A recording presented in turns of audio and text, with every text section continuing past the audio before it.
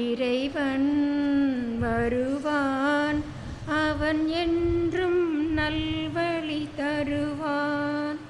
அறிவோம் அவனை, அவன் அன்பை நாம் பெரும் கருணை. என்னை கருவில் சுமந்த என் அன்னையையும் என்னை கருத்தில் சுமந்த என் தந்தையையும் மற்றும் குரு அருளால் திரு அருளை உணரச் செய்த எனது மானசீக குருமார்கள் அத்துணை பேரையும் வணங்கி கொண்டு இந்த ஆன்மீக சிவசக்தி சபையில் இன்றைக்கி பேசுகிறதுக்கு எனக்கு வாய்ப்பளித்த சபையினர் அனைவருக்கும் எனது பணிவான வணக்கத்தை தெரிவித்துக் கொள்கிறேன். இன்றைக்கி தலைப்பு எப்பயும் நாம் எடுப்போம். இன்றைக்கி உரிய தலைப்பு அந்த மூங்கிலணை காமாட்சி அம்மனே தான் எடுத்திருக்காங்க. ஏன்னா பாஸ்கரன் அண்ணாச்சி அவங்க விரும்பி கேட்டதாக சொன்னாங்க, இந்த மூங்கிலணை காமாட்சி அம்மனை பற்றி பேசணும் அப்படின்னு சொல்லி 6 மாதத்துக்கு முன்னாடியே அண்ணாச்சி என்கிட்ட சொன்னாங்க. அப்புறம் அந்த புக்கு என்கிட்ட வரல. போன மீட்டிங் கிளம்பும்போது அண்ணாச்சி அவங்கக்கிட்ட பேசிக்கிட்டு இருந்தாங்க. மூங்கிலணை காமாட்சி அம்மன் பற்றி ஏதோ ஒரு சொன்னாங்க. சொன்ன அன்னைக்கே நைட்டு போய் மூங்கிலணை காமாட்சி அம்மன்னா யார் அப்படின்னு சொல்லி பார்க்கும்போது நிறைய அதிசயங்கள் அற்புதங்கள் நிறைந்த அம்மனாக இருந்தது. அப்போ அதை பற்றி நம்ம பேசலாம் அப்படின்னு சொல்லிட்டு அதுக்கப்புறம் அண்ணாச்சிட்ட ஃபோன் பண்ணி இந்த மாதிரி நான் பார்த்தேன்னு வச்சுங்க, அப்போ அடுத்து நீங்கள் பேசுங்க அப்படின்னாங்க. அப்போ அது எனக்கு அந்த காமாட்சி அம்மனே இங்கே இந்த சபையில் இன்றைக்கி நம்ம புகழ் பேசணும் அப்படின்னு விரும்பினதாக தான் இன்றைக்கி உடைய நிகழ்ச்சியை நினச்சிருக்கேன். அதுக்கு பாஸ்கரன் அண்ணாச்சிக்கும் என்னோட நன்றியை தெரிவிச்சுக்கிறேன். ஏன்னா இந்த மாதிரி நீங்கள்லாம் உங்களுக்கு தெரிஞ்ச இதை சொல்லும் போது தான் எங்களுக்கு தெரியாத விஷயங்கள் நாங்கள் தெரிஞ்சுக்கிறோம். இந்த மாதிரி ஒரு கோவில் இருக்கிறது நான் தெரிஞ்சது இல்லை. இந்த மாதிரி நீங்கள் தெரிஞ்சவங்க சொல்லும் போது எங்களுக்கு அது நல்லா இருக்குது. அது மாதிரி உங்களுக்கு தெரிஞ்ச எதுனாலும் நீங்கள் சொல்லுங்கள் அப்படின்னு சொல்லுங்கள். தோண்டுகின்ற போதெல்லாம் சுரக்கின்ற செந்தமிழே, வேண்டுகின்ற போதெல்லாம் விளைகின்ற நித்திலமே, உன்னை தவிர உலகில் என்னை காக்க பொன்னோ பொருளோ போற்றி வைக்கவில்லையம்மா என்ற தமிழ் அன்னையை கவியரசரின் வைர மொழியில் வணங்கி கொண்டு ஆரம்பிக்கின்றது. இந்த வாரம் ஸ்ரீ மூங்கிலணை காமாட்சி அம்மன், அதாவது காஞ்சி காமாட்சி அம்மனுக்கு அடுத்தபடியாக புகழோடு இருக்கக்கூடிய அந்த காமாட்சி அம்மன் கோவில் தேனி மாவட்டம் பெரியகுளம் பக்கத்தில் தேவதானப்பட்டி அப்படிங்கிற அந்த ஊரில் இருக்குது. எல்லா கோயிலோட சிறப்பு என்னென்னா, கோவில்னால் கோபுரம் இருக்கும், மூலவர் இருக்கும், அங்கே கும்பாபிஷேகம், யாகம், அபிஷேகம் இந்த மாதிரி எல்லாமே நடக்கும். ஆனால் இந்த கோவிலில் அம்மன் இது உருவ வழிபாடு எதுவுமே கிடையாது. பூட்டிய கதவுக்கு தான் இங்கே பூஜை நடத்துவாங்க. அதுபோக இங்கே தேங்காய் உடைக்கிறது இல்லை, வாழைப்பழமும் உரிக்கிறது இல்லை. இங்கே உள்ள பூஜை முறையே ரொம்ப வித்தியாசமாக இருக்கும். அது எதற்காக அப்படிங்கிற அந்த பின்னணியை நம்ம கதையாக பார்க்கலாம். முன்பு அந்த அசுரர்கள் தேவர்கள் காலத்தில் காஞ்சனா மலை பகுதின்னு ஒரு இருந்திருக்கு. அந்த இடத்துல சூலபாணி அப்படிங்கிற ஒரு அசுரன் ரொம்ப தவம் சிவபெருமானை நோக்கி தவம் பண்ணியிருக்கான். அப்படி பண்ணி நிறைய வரங்கள் பெற்று ரொம்ப சக்தியோடு இருந்திருக்கான். அவன் தன்னோட சக்தியை காட்டிலும் தனக்கு ஒரு மகன் மிகவும் வலிமையுடையவனாக பிறக்கணும் அப்படின்னு சொல்லி சிவபெருமான் கிட்ட வேண்டான். அதே மாதிரி அவனுக்கு ஒரு ஆண் மகன் பிறக்கிறான். அந்த மகனுக்கு வஜ்ரதந்தன் அப்படின்னு சொல்லி பேர். அவங்க ஆட்சிக்கு புரிகிற அந்த நகரத்துக்கு பேர்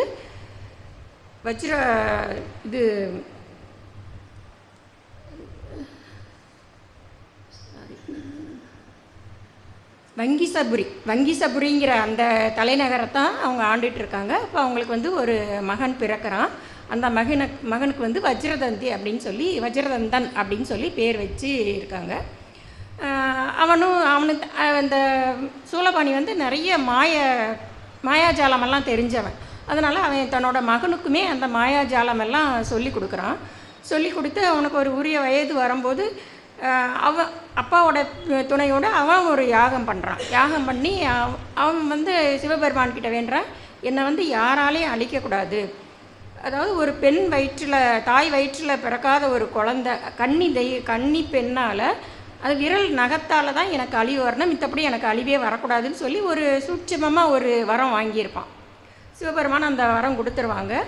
அப்புறம் அந்த சூலபாணிக்கு அடுத்தபடியாக இவன் வந்து அரசர் ஆகிறான். அரசர் ஆகும்போது அவனுக்கு அமைச்சராக துட்டபுத்தி, மாங்குசானன் வந்து அமைச்சர், துட்டபுத்திங்கிற வந்து தளபதியாக இருக்காங்க. அவங்க 2 பேருமே வந்து பேர்லேயே இருக்குது துட்டபுத்தி, அதாவது அவங்க ஆலோசனைப்படி தான் இவன் ஆட்சி புரிகிறான். அப்போ இவங்க நல்ல விதமாக சொன்னால் தானே அவன் நல்ல ஆட்சி புரிவான். அவங்க சொல்கிற மாதிரி வந்து காட்டில் இருக்கிற தேவர்கள், இந்த முனிவர்கள், இவங்க எல்லாரையுமே வேதம் ஓதுறவங்க எல்லாத்தையும் ரொம்ப கொடுமைப்படுத்தியிருக்கான். அப்போ அவங்க எல்லாருமே போய் பிரம்மதேவர்கிட்ட முறையிடுறாங்க. அப்போ பிரம்மதேவர் வந்து தேவேந்திரனை அனுப்பி வைக்கிறாங்க. அனுப்பி நீ வந்து அந்த வஜ்ரதந்தனை வதம் பண்ணிட்டு வா அப்படின்னு சொல்லி. சரின்னு தேவேந்திரன் போய் வஜ்ரதந்தனை அழிக்க பார்க்குறான். அவன் வந்து ஏற்கனவே நிறைய வரம் வாங்கினதுனால அவனால் அழிக்க முடியலை, தேவேந்திரனால் அழிக்க முடியலை. அப்போ அவன் வந்து நம்மளால் அழிக்க முடியலன்னு சொல்லிட்டு சிவபெருமான் கிட்டே போய் திரும்ப முறையிடுறாங்க. அப்போ சிவபெருமான் சொல்கிறது, அவன் என்னைக்கு வரம் கேட்டானோ அன்றைக்கே அவனை அழிக்கிறதுக்கான ஆயுதமும் நான் தயார் பண்ணிட்டேன். அது வந்து ஆதிபராசக்தி வந்து காமாட்சியாக அருள் புரிகிற அந்த காஞ்சிபுரத்தில் போய் நீங்கள் வேண்டுங்க அப்படிங்கிறாங்க. சரின்னு தேவர்கள்லாம் போய் காஞ்சிபுரம் காமாட்சி அம்மனை வேண்டுறாங்க. அப்படி வேண்டவும் காமாட்சி அம்மன் வந்து அதற்கு இணங்கி அவங்க வந்து வர்றாங்க. அப்படி வர்ற வழியில் பன்றிமலை அப்படின்னு சொல்லக்கூடிய வராகமலை அருகில் அங்கே வந்து துர்க்கையை வந்து துர்க்கையை அனுப்பி வைக்கிறாங்க. ஏன்னா அவனை அழிக்கிறதுக்கு துர்க்கை போதும் அப்படின்னு சொல்லிட்டு துர்க்கையை வந்து அனுப்பி வைக்கிறாங்க. துர்க்கை போய் அவங்க கூட போரிடுறாங்க. ஆனால் அழிக்க முடியல. ஏன்னா அவன் தலையை வெட்டி வீழ்த்துனா சிங்கம் தலையாக மாறுது, அதையும் வெட்டி வீழ்த்துனா கரடி தலை, இப்படி ஒவ்வொரு விலங்குகளோட தலையாக மாறி மாறி அவனால் வந்து அழிக்கவே முடியலை. அப்போ துர்க்கை வந்து திரும்ப போய் காமாட்சி அம்மன்ட்டே சொல்கிறா, அம்மா என்னால் முடியலை, ஒவ்வொரு தலையாக எடுத்துகிட்டு இருக்கான் அப்படின்னு சொல்லவும் காமாட்சி அம்மனுக்கு ரொம்ப கோபம். துர்க்கையால் கூட அழிக்க முடியலையா அப்படின்னு சொல்லிட்டு துர்க்கையும் கூட்டிகிட்டு அங்கே வந்துடுறாங்க, வங்கி சபரிக்கு வர்றாங்க. வந்து அந்த வஜ்ரதந்தனை அழிக்கிறதுக்காக, ஆனால் நேரம் வந்து கன்னி தெய்வமாக கன்னி ரூபத்தில் வர்றாங்க. வஜ்ரதந்தன் பார்க்குறான், இந்த சிறிய பெண்ணாக நம்மளை அழிக்க வந்திருக்கான்னு சொல்லிட்டு அவனுக்கு ஒரு ஏளனம். அப்போ தன்னோட விஸ்வரூபத்தை காட்டுறாங்க அன்னை. காமிச்ச உடனேயும் அந்த அவன் எய்த அம்பு வந்து ஆயுதம் வந்து அம்மனை 3 முறை வலம் வாங்கி திரும்ப அவன் வலம் வந்து அவன் கைக்கே போகுது. அவனுமே வந்து அம்மனை வணங்கிட்டு போர் புரிய ஆரம்பிக்கிறாங்க. அப்போ அதே மாதிரி தலையை வீழ்த்த ஒவ்வொரு தலையாக மாறிட்டே இருக்கான். அப்போ அன்னை வந்து துர்க்கையிட்ட சொல்கிறாங்க, அவன் தலையை நான் எப்போ கொய்து கீழே போடுறேனோ உன்னோட காலால் அவனை மிதிச்சிரு அப்படின்னு சொல்லி துர்க்கையிட்ட சொல்லிவிட்டு அவன் கேட்ட வரம்படியே அவன் கை விரல் நகத்தால் அவன் தலையை பிச்சு கீழே எறிகிறாங்க. துர்க்கை வந்து காலால் மிதிச்சிடுறாங்க. அப்படி மிதித்த இடம் வந்து தலையாறு அப்படின்னு சொல்லியும், அவன் மூளை சிதறிய இடம் வந்து மூளையாறு. அவனோட அங்கங்கள்லாம் அப்படியே சிலுசிலாக அன்னை வந்து கோவத்தில் அப்படியே தூக்கி சுழட்டும் போது அவன் அங்கங்கள்லாம் அப்படியே சிதறி விழுதான். அப்படி சிதறி விழுந்த சிலுசிலாக விழுந்த இடம் வந்து சில்லாங்கரடு. அவனோட உடல் குறுக்கா விழுந்த இடம் வந்து குறுக்கு மலை. இன்னமுமே அந்த கொடைக்கானல் போகிற வழியில் இதே பேரில் இந்த ஊர்கள்லாம் இருக்கிறதா சொல்கிறாங்க. அப்போ அம்மன் வந்து இப்படி வதம் பண்ணவும் அந்த இடமே அப்படியே இரத்த காடாக இருக்குது. ஆக்ரோஷத்தில் இருந்த அன்னை வந்து மாணிக்கமணி மலைத்தொடர் அப்படின்னு சொல்கிற ஒரு மலைத்தொடரில் வேகவதி ஆறு அப்படின்னு சொல்லி தலையாறுலேருந்து வர்ற ஆறுக்கு பேர் வந்து வேகவதி ஆறு. அந்த ஆற்றங்கரை ஓரத்தில் அம்மன் வந்து ஒரு மூங்கில் காடுகளுக்குள்ளே போய் தவம் பண்ணுறாங்க. அப்போ அந்த ரிஷிகள் இவங்கெல்லாம் பார்க்குறாங்க, அப்படியே ரத்த காடாக இருக்குது. அப்போ என்ன செய்யன்னு சிவபெருமான் கேட்கும்போது தேவ தீர்த்தம் கொண்டு அவங்கள அபிஷேகம் பண்ணுங்க அப்படின்னு சொல்கிறாங்க. அதே மாதிரி இந்திர தீர்த்தம், மஞ்சள், வாசனை திரவியங்கள்லாம் வச்சு சப்த கன்னியர்கள் மற்ற பெண் தெய்வங்கள் எல்லாரும் சேர்ந்து அம்மனுக்கு வந்து அபிஷேகம் நடத்துகிறாங்க. அப்போ அந்த வேகவதி ஆறு வந்து அம்மனுக்கு மஞ்சள் நீராட்டினதுனால அப்படியே மஞ்சள் ஆறுன்னு அதுக்கப்புறம் அந்த வேகவதி ஆறு வந்து மஞ்சள் ஆறாக பேர் பெற்றுச்சு. இந்த அம்மன் வந்து மூங்கிலணை காமாட்சி அம்மனாக எப்படி பேர் வந்தது அப்படின்னா அதுக்கு ஒரு கதை என்னென்னா, தாண்டிக்குடி அப்படின்னு சொல்லி ஒரு கிராமம், மலை கிராமம். அந்த கிராமத்தில் அப்புச்சி மண்ணாடி அப்படின்னு சொல்லி ஒரு மண்ணாடி வகையினரை சேர்ந்த ஒருத்தர் இருக்கிறாரு.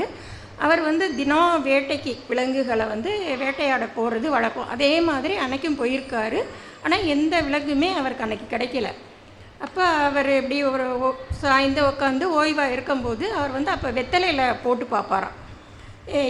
விலங்குகள்லாம் எங்கே இருக்குது என்ன அப்படின்னு பார்க்கும்போது ஒரு சின்ன குழந்தை வந்து விளையாண்டுட்டு இருக்குது அவருக்கு தெரிஞ்சிருக்கு.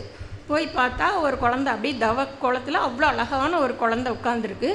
இவருக்கு இந்த குழந்தை அப்படியே நம்ம வீட்டுக்கு கொண்டு போகணும் அப்படின்னு சொல்லி விரும்பி வேட்டையாடுறதுக்கு கொண்டு போன அந்த கோணி பையில் வந்து அந்த குழந்தைய வச்சு வீட்டுக்கு எடுத்துகிட்டு போகிறாரு. வீட்டுக்கு போகிற வரைக்கும் ஒரு வெயிட் இருக்கும்ல, ஒரு குழந்தைய தூக்கி போட்டால் அதே மாதிரி அந்த வெயிட்டோடு இருந்தது.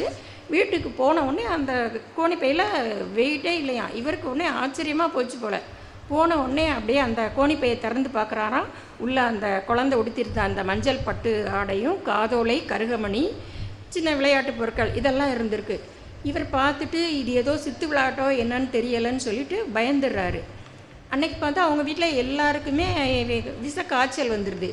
அப்போ இது ஏதோ தெய்வ குற்றமோ என்னன்னு தெரியலையேன்னு அவர் அப்படியே உட்காந்து அம்மனை அவர் வணங்கி இருக்கும்போது ஒரு அசரீரி கேட்குது. நீ வந்து என்னை எங்கே எடுத்தியோ அதே இடத்துல ஒரு மூங்கில் பெட்டியில் வச்சு என்னைய வச்சிரு அப்படின்னு சொல்லவும் அவர் வந்து ஒரு மூங்கில் பெட்டி செய்து அதுக்குள்ளே அந்த அம்மனோட அந்த உடைகள் அவங்க காதோலை கருகமணி இதெல்லாம் வச்சு மூங்கில் பெட்டியில் கொண்டு போய் அந்த தலையாறுங்கிற ஆற்றோடத்தில் லிங்கம்மா கேணி அப்படின்னு ஒரு கேணி இருக்குது. அந்த கேணியில் வச்சுட்டு இவங்க வந்துடுறாங்க. இப்போ அந்த இப்போ இது வந்து அந்த கதை வந்து கொஞ்சம் அதாவது சீன் பை சீனாக இருக்க மாதிரி இருக்கும். இப்போ வந்து அங்கே லிங்கம்மா கேணியில் வச்சுட்டு வந்தாங்க. இங்கே பார்த்தோம்னா அசுரன் அந்த ஆண்ட வங்கிசபுரிக்கு வந்து தலேஸ்வரன் அப்படின்னு ஒரு பேர் இருக்குது. இப்போ வந்து தேவர்கள் காலம் முடிஞ்சிருச்சு. அடுத்து மன்னர்கள் காலம், அரசர்கள் காலம், தேவர்கள் காலத்துக்கு அடுத்து ரிஷிகள் காலம், அடுத்து மன்னர்கள் காலம், அடுத்து ஜமீன் காலம். அது அப்படி 4 இதாக வந்துருச்சு. அப்போ அவங்க இருந்தது வந்து அசுரர் காலத்தில் இருந்து இப்போ வந்து ஜமீன் காலத்துக்கு வந்துருச்சு. அப்போ அந்த நாயக்கர் ஆட்சி புரியும் போது இந்த இடத்த வந்து தெய்வத்தை வணங்குறதுக்காக இனாமாக கொடுத்த இடம். அதனால் அந்த இடத்துக்கு பேர் வந்து தெய்வதானபதி. அதோட பேர் வந்து தெய்வதானபதி அப்படின்னு இருந்தது. அதுக்கப்புறம் தெய்வதானம் அப்படின்னு ஆச்சு. இப்போ வந்து அதை வந்து தேவதானப்பட்டி அப்படின்னு சொல்லி இப்போ சொல்கிறாங்க. அந்த இடத்துல அந்த ஜமீன் பூசாரி நாயக்கர் அப்படின்னு அந்த பரம்பரை ஜமீன் ஒருத்தர் இருக்கிறாரு. அந்த ஜமீனுக்கு சொந்தமான மாடுகளை வந்து அங்கெல்லாம் மாடு மேய்க்கிறது தான் தொழிலாக இருந்தது. அப்போ மலைப்பகுதிக்கு வந்து மாடு மேய்ச்சலுக்காக கூட்டிகிட்டு போகிறாங்க.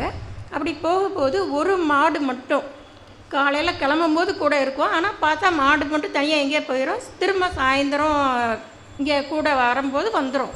இவருக்கு ஒரே வியப்பு, என்னடா நம்ம கூட்டிகிட்டு போகும்போது வருது, ஆனால் அப்புறம் பார்த்தா அந்த மாடு இல்லை, ஆனால் திரும்ப வந்து சாயந்தரம் பார்த்தா இங்கே இருக்குது, அது எங்கே போகுதுன்னு தெரியலையே, அதை ஒரு நாள் பார்க்கணும் அப்படின்னு சொல்லிட்டு அந்த மாடு பின்னாடியே போய் பார்க்குறாரு.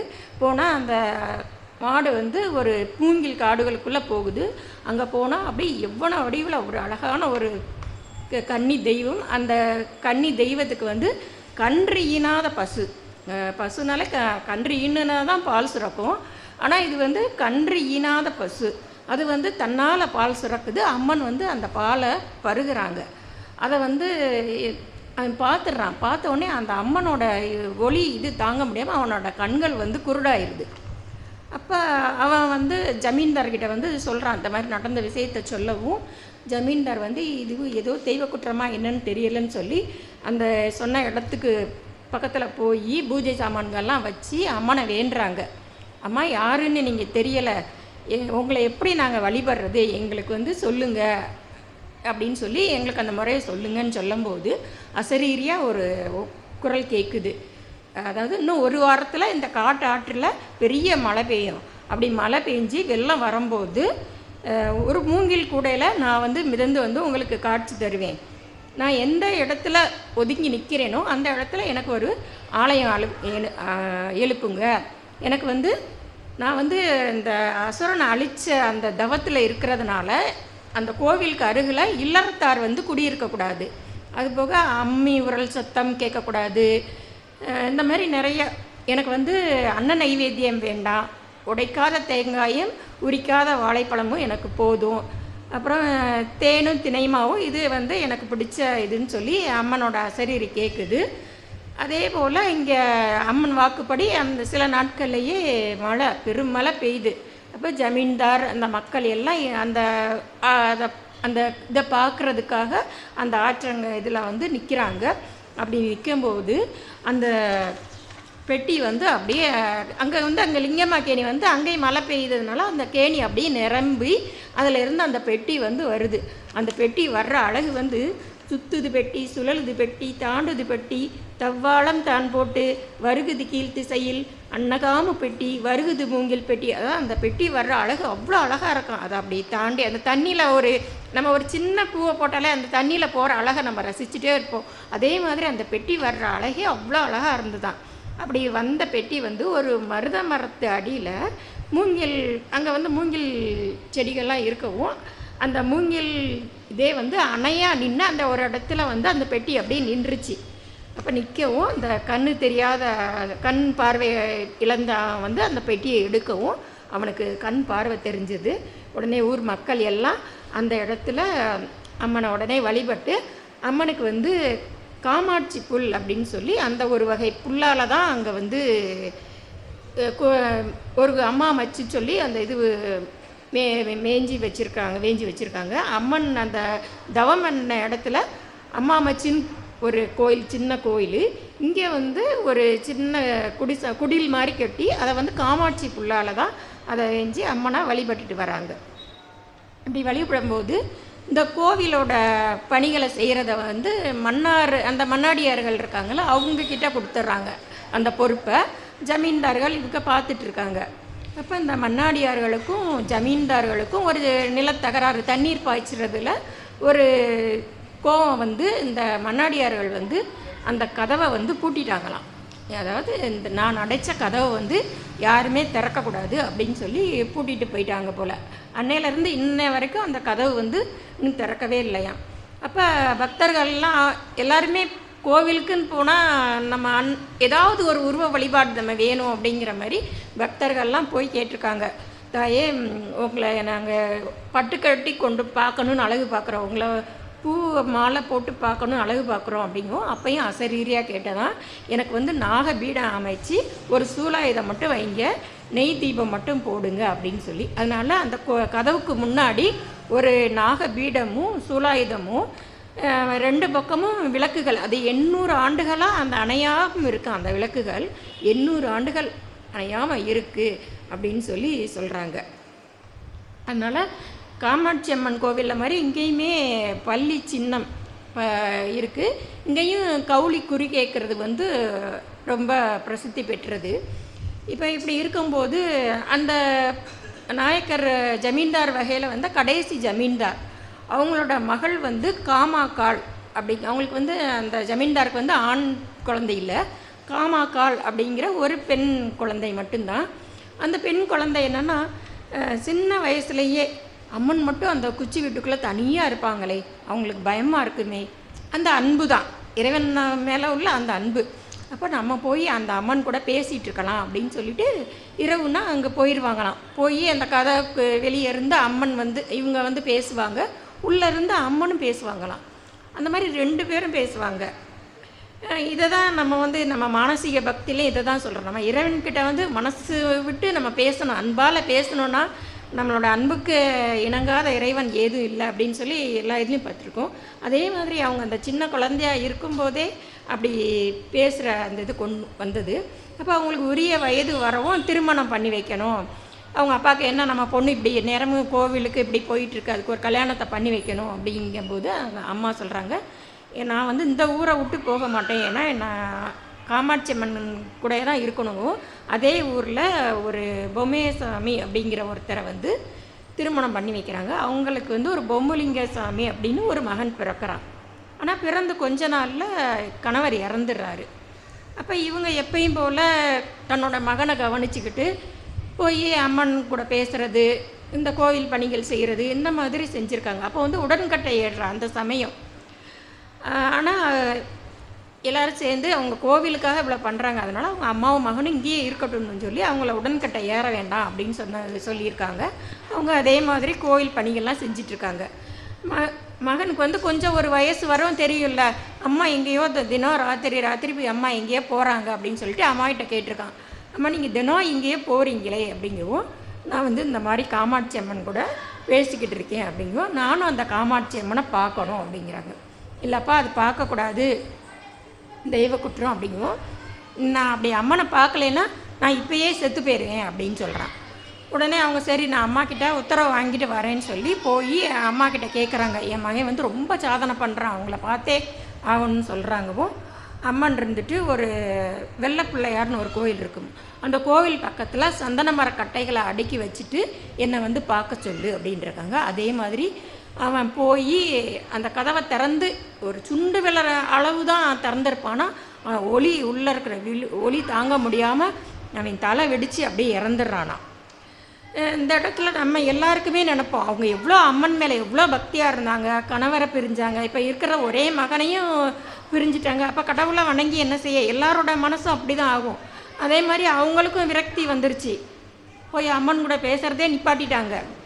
அப்போ அம்மனே அவங்க வீட்டுக்கு தேடி வந்துட்டு, ஏம்மா என்ன உனக்கு அப்படிங்க, நான் எனக்குன்னு வச்சுருந்தேன் ஒரே ஒரு வாரிசு, அவனையும் நீ எடுத்துக்கிட்ட அப்படின்னு சொல்லவும், உனக்கு என்ன இப்போ என்ன வேணும் அப்படிங்குவோம். அவன் இருந்தால் எனக்கு வந்து ஒரு வருஷத்துக்கு ஒருக்க ஒரு திவசம் கொடுப்பான், அதுக்கு கூட எனக்கு இப்போ வழி இல்லாமல் போச்சு அப்படின்னு சொல்லவும், உனக்கு வருஷத்துக்கு ஒருக்க திவசம் தானே கொடுக்கணும், உனக்கு மகளாக இருந்து நானே அதை செய்கிறேன்னு சொல்லி அந்த கம்பளத்து நாயக்கர்னு சொல்லுவாங்க, அந்த நாயக்கர் வகையினர் வந்து இன்னமும் அவங்க வந்து இறந்தது வந்து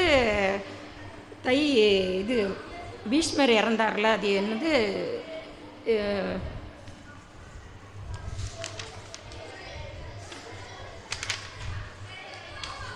அந்த பீஷ்மர் இறந்தனா ரத சப்தமி அன்னைக்கு தான் அவங்களும் இறந்துருக்காங்க. இப்பையும் அந்த ரத சப்தமி அன்னைக்கு அந்த காமாட்சியை அந்த காமாக்கால் அவங்களுக்கு அந்த வகையினர்கள்லாம் சேர்ந்து அவங்களுக்கு வந்து திவசம் கொடுத்துட்டு அன்னைக்கு தான் கோவிலுக்கு வந்து முகூர்த்த கால் போடுவாங்களாம்.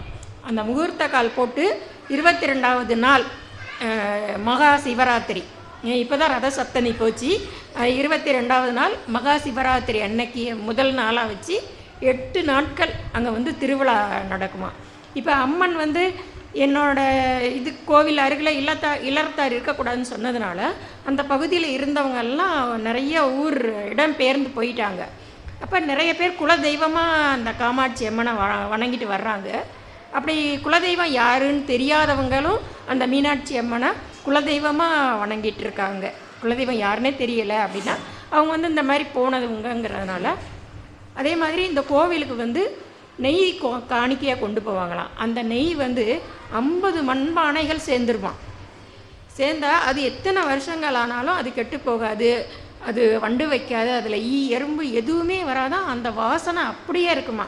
நம்ம வீட்டில் வாங்குகிற நெய்யெல்லாம் ஒரு மாதம் 2 மாதம் ஆனாலே அது ஒரு ஸ்மெல் வந்துடும். ஆனால் அந்த கோவிலில் அந்த சிறப்பு இருக்குது போல். அங்கே இருக்கிற அந்த பூஜை செய்கிறவங்க வந்து அங்கே ஒரு படிக்கட்டு ஒரு இதில் இருக்கும், அது மேலே இருந்து தான் அவங்க திருநீர் கொடுத்து ஒரு வாக்கு சொல்லுவாங்களாம். அது வந்து சத்திய வாக்கு அப்படின்னு சொல்லி சொல்கிறாங்க. இந்த மாதிரி அந்த பானையில் சேகரிக்கப்பட்ட நெய்கள் வந்து பக்கத்தில் இருக்கிற கோவில்களுக்கெல்லாம் கிடைக்கிது அப்படின்னு சொல்கிறாங்க. அப்போ எல்லாருமே நம்மளுக்குமே அந்த சந்தேகம் வரும், விதி அப்படின்னா நம்ம கடவுளை வணங்கி நம்ம என்ன செய்ய, விதி இருக்குது அப்படின்னு சொல்லுவேன். அதுக்கு மகாபாரதத்தில் ஒரு கதை என்னென்னா, சைந்தவன் வந்து அர்ஜுனனோட மகனை வந்து கொன்றாங்க, அபிமன்யுவை. அப்போ 14வது நாள் போருக்கு கிளம்பும்போது அர்ஜுனனுக்கு ரொம்ப மனக்கவலை, நம்ம மகன் இறந்துட்டான், இன்னைக்கு வந்து எப்படியாவது நம்ம மகனை கொன்னவனை நம்ம இன்னைக்கு கொன்றணும், அவனோட தலையை இன்னைக்கு நம்ம வீழ்த்தி நிலத்தில் போட்டுறணும் அப்படின்னு ஒரு சபனை எடுத்துக்கிறான். இன்றைக்கி சாயந்தரத்துக்குள்ளே அவன் தலையை வீழ்த்தலைன்னா நான் தீயிட்டு இறந்துக்கிடுவேன் அப்படின்னு சொல்லிட்டு போகிறான். இது வந்து துரியோதனனுக்கு தெரிஞ்சிருது. அப்போ அவன் என்ன நினைக்கிறான், இன்றைக்கி ஒரு நாள் மட்டும் நம்ம சைந்தவனை காப்பாற்றிட்டோன்னா எப்படினாலும் அவன் தீ குளித்து செத்துருவான், அப்போ நமக்கு வெற்றி இலகுவாக கிடச்சிரும்னு சொல்லிட்டு இந்த கௌரவர்கள்லாம் என்ன பண்ணுறாங்க, சைந்தவனை நடுவில் வச்சு சுற்றி மறைச்சி நின்றுக்கிறாங்க. நின்று போர் செய்கிறாங்க. அர்ஜுனனால் கண்டுபிடிக்க முடியலை இப்போ சாயந்தரம் ஆகிறதுக்கு இன்னும் சில நிமிடங்கள் தான் இருக்குது. அப்போ கிருஷ்ண பரமாத்மா வந்து தன்னோட ஆழிப்படையை வச்சு சூரியனை அப்படியே மறைக்கிறாரு. மறைச்ச உடனே அப்படியே அந்த சாயந்தரம் மாதிரி தெரியவும் அர்ஜுனன் வந்து நான் இனிமேல் தீ குளிக்கணும், தீ மூட்டுங்கன்னு சொல்லி ஏற்பாடு பண்ணிடுறான். இவங்க கௌரவர்கள்லாம் அர்ஜுனன் தீயில குதிக்க போகிறான், அதை போய் பார்க்குறது ரொம்ப சந்தோஷமாக இருக்கும்னு சொல்லிட்டு எல்லாரும் வந்துடுறாங்க. சைந்தவன் தான் இப்போ தான் சாயந்தரம் ஆயிடுச்சுல, இனிமேல் நம்மளை கொல்ல மாட்டான்லன்னு சொல்லி தைரியமாக வந்து அவனை வந்து கேலி பண்ணி பேசிகிட்டு இருக்காங்க. அப்போ கிருஷ்ண பரமாத்மா அந்த ஆழிப்படையை நீக்கவும் அந்த சூரியன் தெரியவும் கிருஷ்ண பரமாத்மா அர்ஜுனன்ட்ட சொல்கிறாங்க, அந்த அர்க்கம் சைந்தவன் அப்படின்னு சொல்லி காமிச்சு கொடுக்குறாரு. இதுக்கிடையில் அந்த சைந்தவனோட அப்பா என்ன பண்ணுறாரு, என் மகனை யார் கொன்று தரையில் எறிகிறாங்களோ அவனோட தலை வந்து சுக்குநூறாக வெடிச்சு போகணுன்னு அவங்க தவம் பண்ணிகிட்டு இருக்காங்க.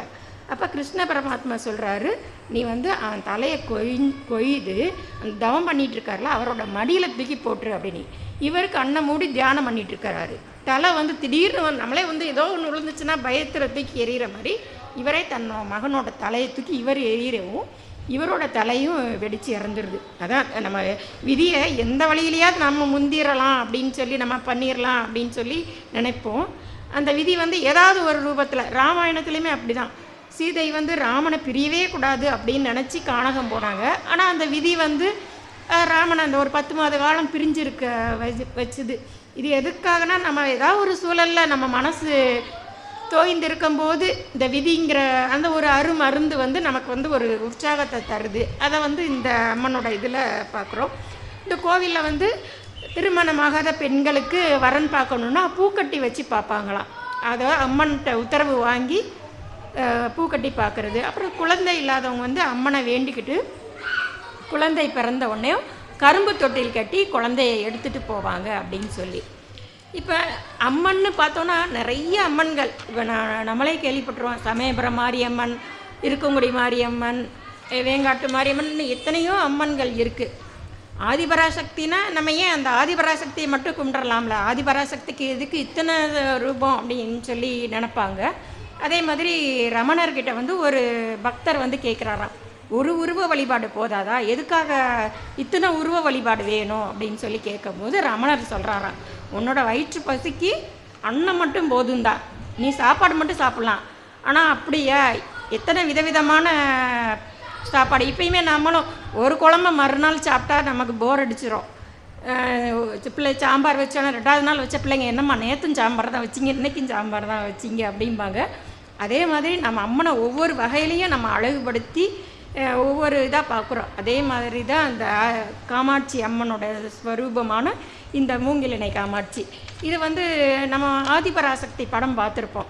அதுலேயுமே ஒரு ஒரு வெள்ளைக்காரர் ஆங்கில ஆட்சிக்காரர் வருவார், வந்து நம்ம அம்மனை பார்த்து, என்ன உங்கள் நாட்டில் ஒவ்வொரு அம்மன் இப்படி பேர் நிறைய பேர் இருக்குது, மதுரைக்கு போனால் மீனாட்சிங்கிறீங்க, இங்கே காஞ்சிக்கு போனால் காமாட்சிங்கிறீங்க, உங்கள் அம்மனுக்கு என்ன இத்தனை பேரா அப்படின்னு சொல்லி கேட்குற மாதிரி வரும்.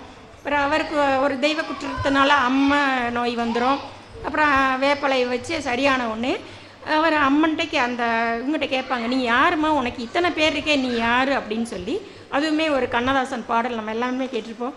நானாட்சி செய்து வரும் நான் மாடக்கூடலிலே மீனாட்சி என்ற பெயர் எனக்கு, கங்கை நீராட்சி செய்து வரும் வடகாசி தன்னில் விசாலாட்சி என்ற பெயர் வழக்கு, கோனாட்சி பல்லவர்தம் குளிர் சோலை காஞ்சிதனில் காமாட்சி என்ற பெயர் எனக்கு, கொடும் கோலாட்சி தனை எதிர்க்கும் மாரியம்மன் என்ற பெயர் கொண்டபடி காட்சி தந்தேன் உனக்கு, ஆரென்றும் நதி என்றும் ஓடை என்றாலும் அது நீரோடும் பாதை தனை குறிக்கும், நிற்கும் ஊர் மாறி பேர் மாறி கருமாறி உருமாறே ஒன்றே ஓம் சக்தி என